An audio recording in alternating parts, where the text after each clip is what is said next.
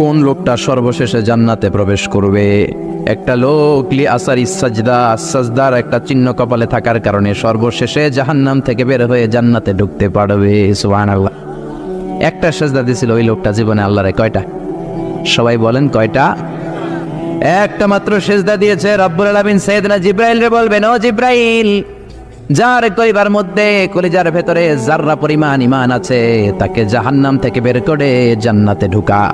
সাইয়েদনা জিবরাইল জাহান্নাম থেকে বের করে জান্নাতে ঢুকাবেন। আবার রব্বুল আলামিন বলবেন, জিবরাইল যাও, যাররা পরিমাণ ঈমান পেলে জাহান্নাম থেকে বের করে জান্নাতে ঢুকাও। আবার ঢুকাবে। আবার রব্বুল আলামিন বলবেন, যা রে জিবরাইল, আবার যা, এবার যে বাটি চালান দে। কি চালান? ছিলেন বাটি চালান দেয় না? বাটি চালান দিয়ে দেখ, একটা সিজদাও যদি জীবনে কেউ দিয়ে থাকে তাকেও জাহান্নাম থেকে বের করে জান্নাতের কাছে নিয়ে যা। একজন লোক জীবনে সিজদা দিয়েছে একটা। জোরে বলেন কয়টা? রব্বুল আলামিনের অর্ডার পেয়ে সাইয়েদনা জিবরাইল জাহান্নাম থেকে ওরে বের করবে। পুরো দেহটা কুচকুচে কালো হয়ে গিয়েছে, অঙ্গার হয়ে গিয়েছে জাহান্নামে পড়তে পড়তে। আল্লাহ বলবেন, ওর উপরে আবে হায়াতের পানি ঢাল, জীবন নদীর পানি। ফায়ালকা আলাইহি মাউল হায়াত, জীবন নদীর পানি সাইয়েদনা জিবরাইল ওই লোকটার মাথার উপরে ঢেলে দিবে। তারপরে আল্লাহ বলবেন, ও জিবরাইল, লোকটাকে জাহান্নাম থেকে বের করে একটু দূরে রাখ। লোকটা মহা খুশি। লোকটা কি মহা খুশি? এতদিন পুড়তে পুড়তে অঙ্গার, আজকে জাহান্নাম থেকে বের হয়ে সাইডে দাঁড়ায় আছে, কি খুশি! হাজার হাজার বছর চলে যাবে, কিন্তু জাহান্নামের আগুন কি দুনিয়ার আগুনের মতো নাকি? বিশ্বনবী বলেছেন, নারুকুম তুকিদুনা বিহি জুজউন মিন ৭০ জুজ মিন নারি জাহান্নাম। দুনিয়ার যে আগুন দিয়ে রান্না করে তোমরা রান্না করো, এই আগুন কিন্তু জাহান্নামের আগুন না। জাহান্নামের আগুন দুনিয়ার আগুনের চেয়ে ৭০ গুণ বেশি তেজ ওয়ালা করে। আল্লাহু আকবার। এজন্য আল্লাহ এটার নাম দিয়েছে নারুল্লাহ। এটা আল্লাহর আগুন। কার আগুন? নারুল্লাহিল মুকাদ্দা আল্লাতী তাত্তালিউ আলাল আফিদা। এটা আল্লাহর আগুন, দুনিয়ার আগুন। আঙ্গুলে লাগালে আঙ্গুল জ্বলে, পায়ে লাগালে পা জ্বলে। জাহান্নামের আগুন দেহের যেই জায়গায় লাগুক না, সবার প্রথম আপনার কলিজাটা জ্বলে যাবে। তাকে জাহান্নামের বাইরে দাঁড় করে রাখা হবে হাজার হাজার বছর। ও নাচতে থাকবে খুশির চোটে, বাঁচছি, আমি বাঁচছি। হাজার বছর পরে আল্লাহর ডেকে বলবে, ও আল্লাহ, ইনদি সুআল, আমার প্রশ্ন আছে, আমি কি আপনার দরবারে একটা প্রশ্ন রাখতে পারি নাকি? আল্লাহ বলবেন, বালা তবান, অবশ্যই পারো। এই গুনাহগার বান্দা বলবে, আল্লাহ, আপনার কাছে আমি জানতে চাই, আপনি কোন ডিসিশন নিলে আপনার ডিসিশনের উপর খবরদারি করার মতো কেউ আছে নাকি? আল্লাহ বলবেন, না, আমার ডিসিশনই ফাইনাল। এবার গুনাহগার বান্দা বলবে, আল্লাহ, তাহলে আপনার কাছে আমি জানতে চাই, এই জাহান্নামের এই পাশ থেকে আমার যদি অনেক দূরে নিরাপদ একটা জায়গায় নিয়ে আমারে রেখে দেন, আপনারে জিজ্ঞেস করার মতো কোনো লোক আছে নাকি? আল্লাহ বলবেন, no one can ask me anything. কেউ আমারে জিজ্ঞেস করবে না। এবার কেঁদে কেঁদে লোকটা বলবে, মাবুদ, জাহান্নাম থেকে বের করেছেন শুকরিয়া, কিন্তু জাহান্নামের লেলিহান শিখায় এখনো তো আমার দেহ জ্বলে যায়। জাহান্নামের উত্তপ্ত আগুনের চোটে এখনো তো আমি দাঁড়িয়ে থাকতে পারি না, আমাকে একটা নিরাপদ জায়গায় নিয়ে যান।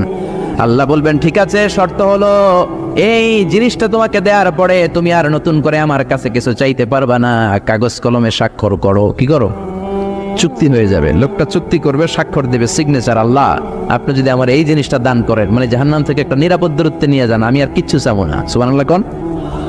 আল্লাহ জিবরাইল বলবেন, যাও, নিরাপদ দূরত্বে নিয়ে যাও। নিয়ে যাওয়া হবে। এবার তো মহা খুশি, আইজও খুশি, কাইলো খুশি, বাইসে গেছি আমি। আর এবার জাহান্নামের হিট গায়ে লাগে না। এই মহানন্দে হাজার বছর সে কাটাবে। আবার হাজার বছর পরে আল্লাহর ডেকে বলবে, আল্লাহ, ইনদি সুআল, একটা প্রশ্ন করতে চাই। কি প্রশ্ন? আল্লাহ বলেন তো, আপনি নতুন করে ডিসিশন নিলে কেউ আপনারে কিছু বলবে নাকি? আল্লাহ বলবে, না, বলবে না। কি বলবে? বল। বান্দা বলবে, মাবুদ রে, ও আল্লাহ, আপনি যদি আমার এইখান থেকে আরো দূরে নিয়ে যান, আগে আমি বলে রাখি, আমি কিন্তু জান্নাত চাই না।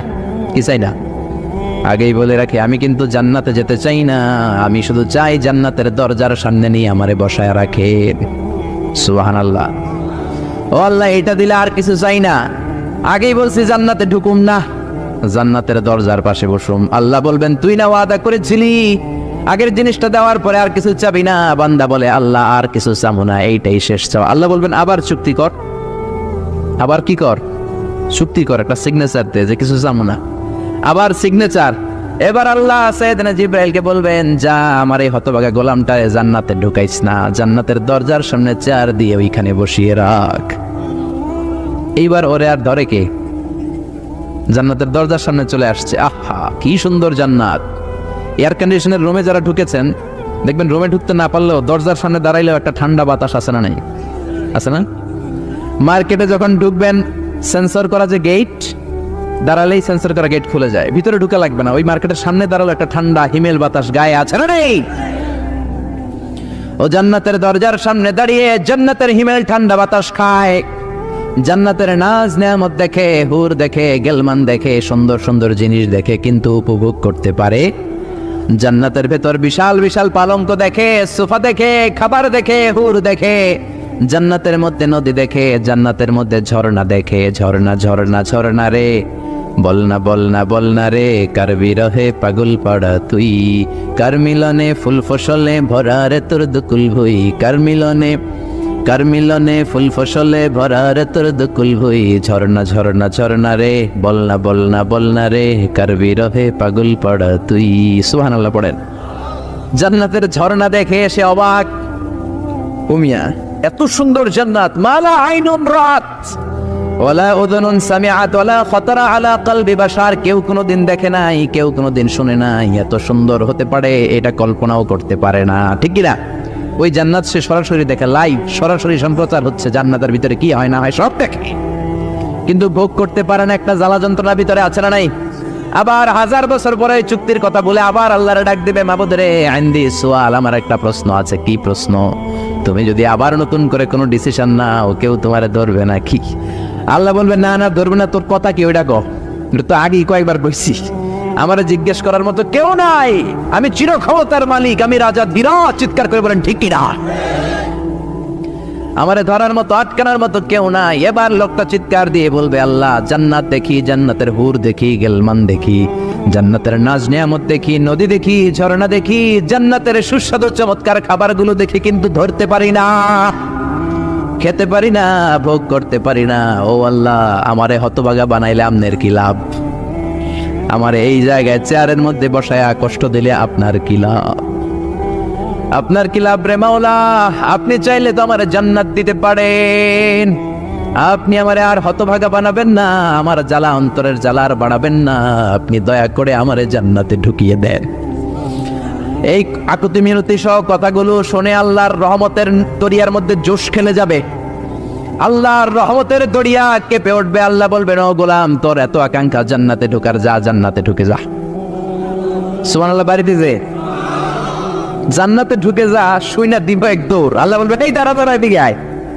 দৌড় দিলি কেন? আস্তে আস্তে ভদ্রভাবে গেলি না কেন? জান্নাতে কেউ তো অভদ্র আচরণ করে না, দৌড়াদৌড়ি করে না, আস্তে আস্তে গেলি না কেন?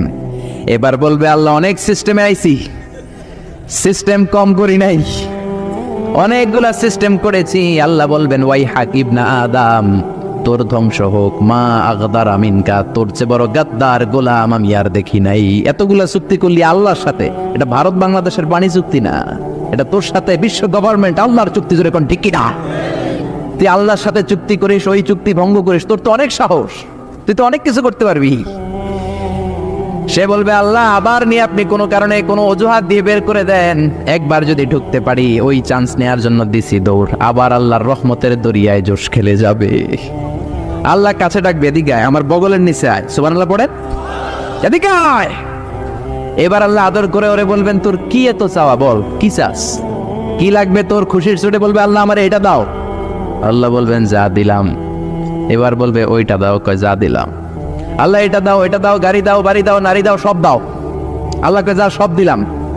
এরপর কি চাস, কই এটা দাও। অনেক চাওয়ার পরে সে বলে, আল্লাহ আমার কাছে আর চাওয়ার লিস্টিতে আর কিছু নাই, আমার লিস্ট শেষ। আল্লাহ কয়, না, আজকে খেলা তো এত সহজে শেষ হবে না, তুই চাইতেই থাকবি। বুখারীর বর্ণনা, একটু বানিয়ে বলছি না, শুধু বঙ্গানুবাদ। তুই চাইতেই থাকবি, আমি দিতেই থাকবো, দেখি তোর কত চাওয়া আছে, তোর মনের জ্বালা যন্ত্রণা কতটুকু, তোর গভীরতা, জ্বালার গভীরতা কতটুকু, আমি আল্লাহ দেখতে চাই। কি আর করবে, অপারগ হয়ে আবার চাইবে, আল্লাহ এটা দাও, ওইটা দাও। চাওয়ার দরকার নেই, তারপরেও চাই, কারণ আল্লাহ তো ছাড়ে না। এটা দাও, ওটা দাও, ওটা দাও, আল্লাহ সব দিবে। এবার আল্লাহ আর কিছু নেই, আল্লাহ বলবেন, নো। এই খেলা এত সহজে শেষ করা যাবে?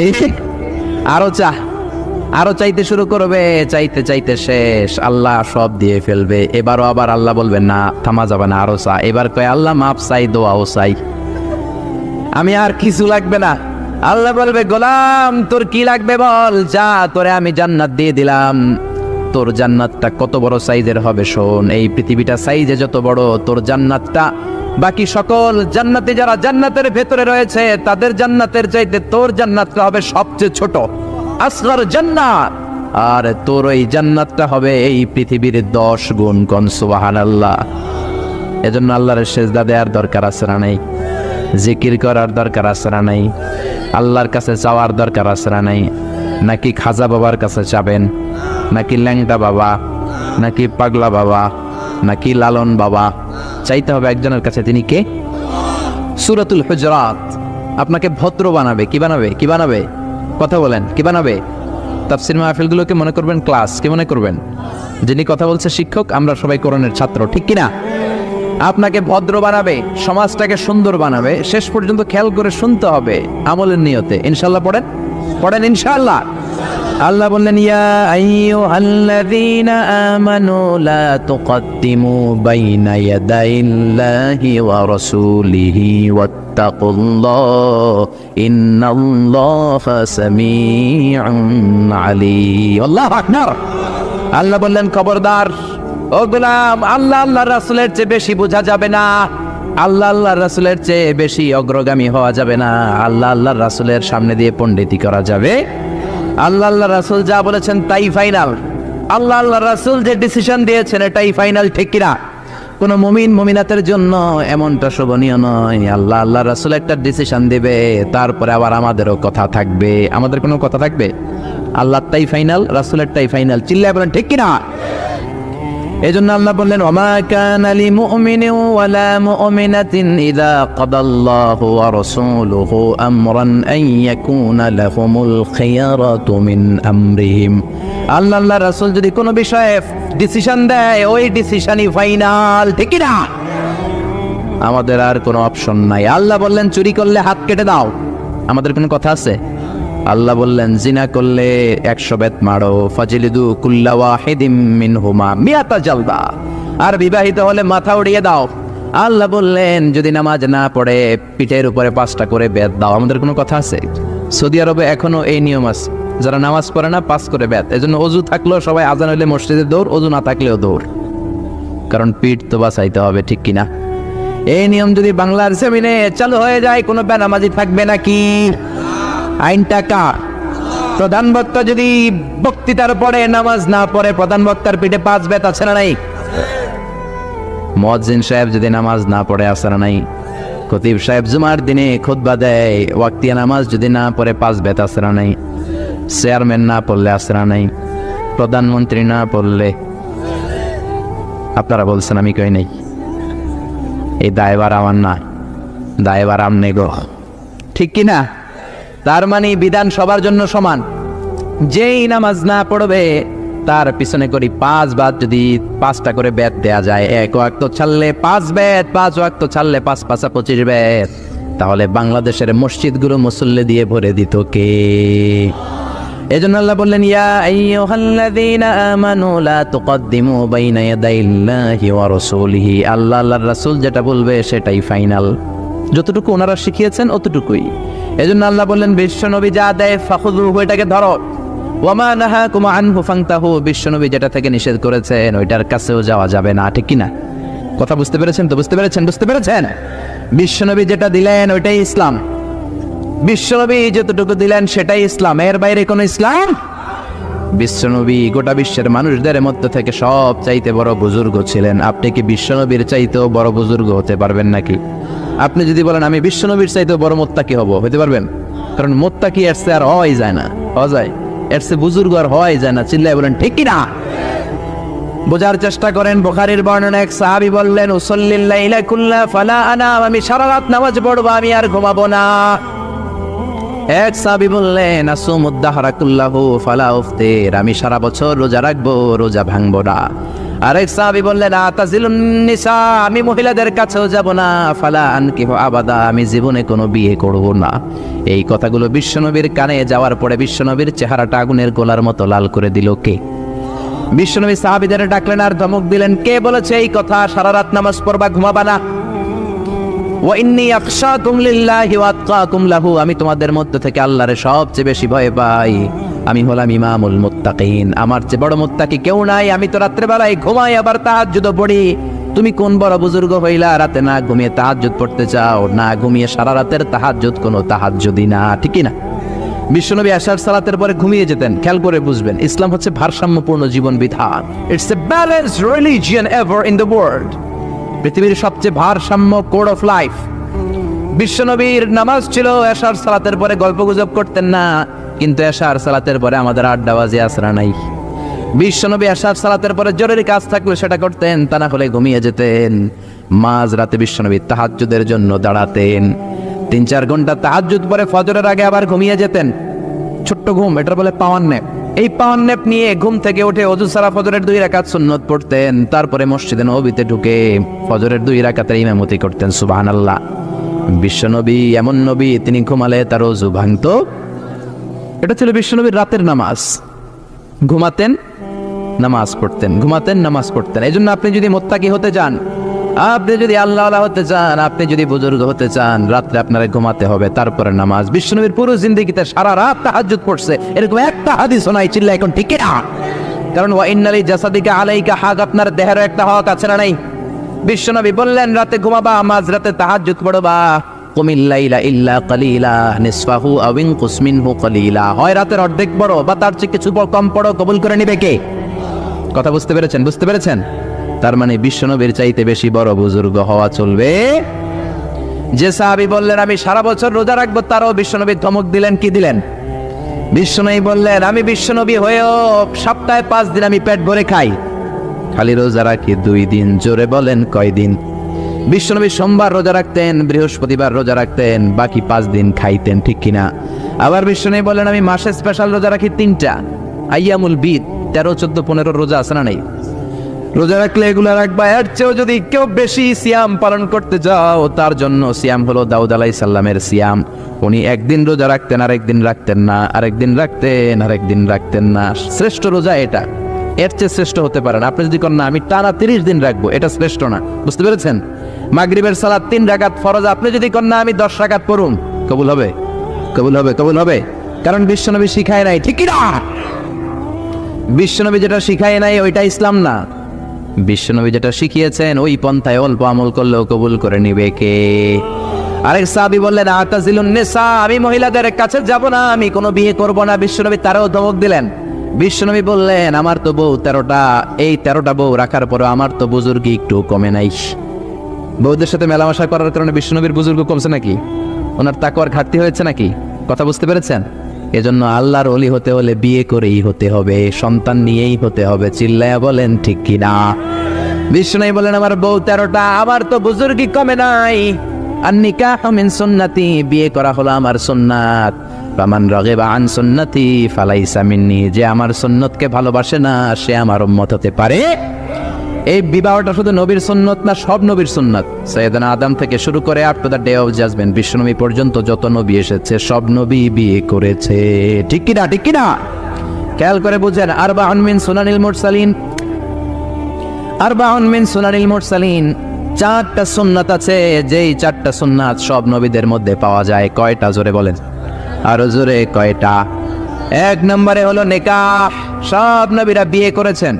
কিছু বর্ণনায় পাওয়া যায় সাইয়েদনা ঈসা আলাইহিস সালাম আর ইয়াহইয়া আলাইহিস সালাম ছাড়া। তো ঈসা আলাইহিস সালাম তো এখনো মরেন নাই, মরছে।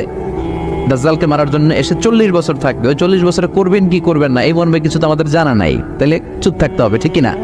তাহলে সব নবীরা বিয়ে করেছেন। 2 নম্বরে হলো সব নবীরা খেতান করে এসেছেন, সুন্নাতে খাতনা। সব নবীরা সুন্নাতে খাতনা করেছেন কি করেন নাই? 3 নম্বর, সব নবীরা মেসওয়াক করতেন। আপনারা মেসওয়াক করেননি? করেন নাকি খালি ব্রাশ দিয়ে গুতান? ব্রাশ তো দিবেনই, মেসওয়াকও করবেন পিলু গাছের শিকড় দিয়ে, জাইতুনের শিকড় দিয়ে। বাংলাদেশে তো নিম গাছের অভাবই নাই। কেটে কেটে মেসওয়াক করবেন, দাঁতগুলোকে সুন্দর রাখবে কে? বিশ্বনবী বলতেন লাউলা আনা শুক্কা আলা উম্মতি লামারতুহুম বিসওয়াকি ইনদা কুল্লি সালাতিন, আমি যদি আমার উম্মতের উপর কষ্ট মনে না করতাম প্রত্যেক নামাজের আগে মেসওয়াক করাটা আমি ফরজ করে দিতাম। বিশ্বনবীর জীবনের সর্বশেষ আমল ছিল মেসওয়াক। খেয়াল করে শুনেন, বিশ্বনবী যে আমলটা করে শেষ নিঃশ্বাস ত্যাগ করেছেন, এটা ছিল মেসওয়াকের আমল। বিশ্বনবী হুশ হয় বেহুশ হয়, সোমবার দিন প্রচন্ড জ্বরে বিশ্বনবী কাঁপতে শুরু করলেন। মা আয়েশারে বললেন, ও আয়েশা একটা মেসওয়াক দাও। দেওয়ার পরে বিশ্বনবী মেসওয়াক করতে পারেন না, এত দুর্বল, নিজের মেসওয়াক নিজে চাবাতে পারেন না। মা আয়েশা চাবিয়ে দিলেন, বিশ্বনবী মেসওয়াক করলেন। ইন দ্য মিন টাইম সাইয়েদনা জিব্রাইল চলে আসলেন, এসে বললেন, ইয়া রাসূলুল্লাহ, 1000 বার 24,000 বার আমি আপনার কাছে এই দুনিয়ায় এসেছি, আমার সাথে কেউ আসে নাই। আজকে আমি একা আসি নাই, সাথে আরেকজন আছে। ওই লোকটা কারো কাছে যাওয়ার আগে কোনোদিন অনুমতি নেয় না গো নবী। নবী গো, কেবলমাত্র আজকে আপনার কাছে অনুমতি চাই, আপনি যদি অনুমতি দেন ওই লোকটা আপনার সাথে দেখা করতে চায়। কে সে? মালাকুল মাউত। বিশ্বনবী তখন চিৎকার দিয়ে বললেন, আল্লাহুম্মা বির রাফিকিল আলা, ও আল্লাহ, আমার খেদমত তুমি কবুল করে নাও, আমার উপরের বন্ধুর দিকে আমি চলে যেতে চাই। সাইয়েদনা জিব্রাইল বললেন, আপনার অনুমতি পাওয়ার পরে আমি মালাকুল মাউতকে ডাক দিব। বিশ্বনবী বললেন, মালাকুল মাউতকে কাজ শুরু করতে বলো। মালাকুল মাউত বিশ্বনবীর রূহটা কবজ করে নিলেন, আর ওই মুহূর্তে বিশ্বনবীর হাতে ছিল ছোট্ট একটা লাঠি, ওইটার নাম মেসওয়াক। যে কাঠিটা হাতে ধরে বিশ্বনবী শেষ নিঃশ্বাস ত্যাগ করেছেন, কাঠিটার নাম কি? ওই মেসওয়াকের গুরুত্ব আছে রাডাই। আরবাউন মিন সুনানিল মুরসালিন, 4টা সুন্নাত সব নবীদের ছিল। এক ছিল খেতান, সব নবী সুন্নাতে খাতনা করেছে। 2 নম্বরে সব নবী বিয়ে করেছে। 3 নম্বরে সাওয়াক, সব নবী মেসওয়াক করেছে। 4 নম্বরে উতুর, পারফিউম, সব নবীরা সুগন্ধি দিয়েছে, পারফিউম দিয়েছে। দেন তো আপনারা পারফিউম দেন, আমরা এইখানে লাগাই, বিশ্বনবী দিতেন এইখানে। এর কারণ যার সাথে নবী মুসাফা করতেন, নবীর আতরের ঘ্রাণ হাতে হাতে ছড়ায় যেত। সুবহানাল্লাহ। আবার বিশ্বনবী কাজী নজরুলের মতো স্মৃতি করে কপালের মাঝখানে আতর ঢেলে দিতেন। ওই আতর কপাল বেয়ে বেয়ে পড়তো, যেইখানে ওই কপাল দিয়ে নবী সেজদা দিতেন, ওই জায়গায় বিশ্বনবীর আতরের ঘ্রাণে আমোদ হয়ে যেত। আবার বিশ্বনবীর একটা কসমেটিক্সের বক্স ছিল, প্রসাধনী বক্স। কিসের বক্স? যে কসমেটিক্স শুনে হাসে অনেকে, কয়েডি তো বেডিরা ব্যবহার করে না। পুরুষদেরও প্রসাধনী আছে, আপনি শীতকালে ক্রিম দিতে পারবেন, ভ্যাসলিন দিতে পারবেন, ঠিক কিনা? বিশ্বনবীর এই প্রসাধনী বক্সে 6টা জিনিস থাকতো সবসময়। চিল্লায় বলেন কয়টা? চামড়া দিয়ে তৈরি করা একটা ব্যাগ। কি দিয়ে তৈরি? Made of silk, made of skin, সোনিয়া বিল জিল, চামড়া দিয়ে তৈরি। এর ভেতরে বিশ্বনবী 6টা জিনিস রাখতেন। কয়টা? 1 নম্বরে রাখতেন সুরমাদানি। কি রাখতেন? সুরমা দেননি? 1 নম্বরে রাখতেন সুরমাদানি। 2 নম্বরে রাখতেন টুথপিক। টুথপিক চিনেন না? খিলাইল চিনেন? হ্যাঁ, টুথপিক চিনেন? সুরমাদানি রাখতেন, খিলাইল রাখতেন, চিরুনি রাখতেন, পারফিউম রাখতেন, জাইতুনের তেল রাখতেন, আর মেসওয়াক রাখতেন। সুবহানাল্লাহ।